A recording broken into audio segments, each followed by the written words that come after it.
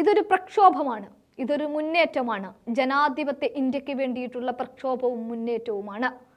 ഒരു വ്യക്തിക്ക് വേണ്ടിയിട്ട് മാത്രം തെരുവിൽ ഇറങ്ങുന്നതാണ് എന്നാരും കരുതേണ്ടതില്ല എന്ന് ജയറാം രമേശ് ഉറപ്പിച്ചുറക്കെ വിളിച്ചു പറയുമ്പോൾ ഇന്ത്യ മുന്നണിയുടെ ശക്തി പ്രകടനം ജനാധിപത്യ രാജ്യത്തിന് വേണ്ടിയിട്ടാണ് എന്ന് അടിവരയിട്ട് അടയാളപ്പെടുത്തുകയാണ്.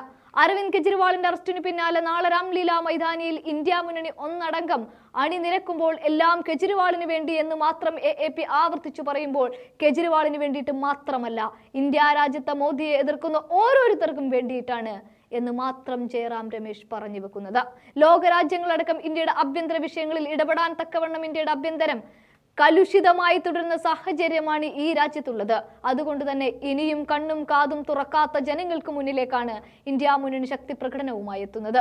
അവിടെ കോൺഗ്രസിന്റെ അക്കൗണ്ടിലെ പണം എടുത്തുകൊണ്ടു പോയതടക്കം രാജ്യം നേരിടുന്ന സകല വിഷയങ്ങളെയും ഇന്ത്യ മുന്നണി കുടഞ്ഞെറിയുക തന്നെ ചെയ്യും. അവിടെ കെജ്രിവാളുമുണ്ട്, മാറ്റി നിർത്തുകയില്ല.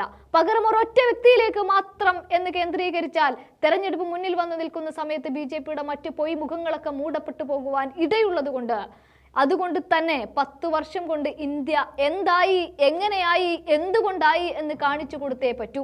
ആ കാണിച്ചു കൊടുക്കലിന് കൂടിയിട്ടാണ് നാളെ രാംലീല മൈതാനിയിൽ ഇന്ത്യ മുന്നണി മഹാറാലി തന്നെ നടത്തുന്നത്.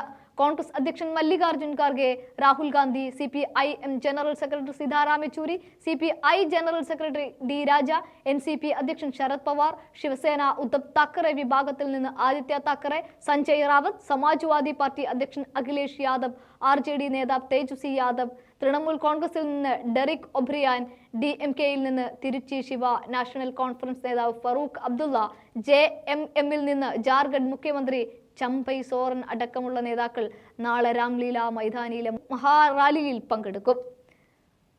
ഭാരത് ജോഡോ ന്യായ് യാത്രയുടെ സമാപനത്തിൽ നിന്ന് വിട്ടുനിന്ന ഇടത് പാർട്ടികളടക്കം നാളെ രാംലീല മൈതാനിയിൽ എത്തുകയാണ്.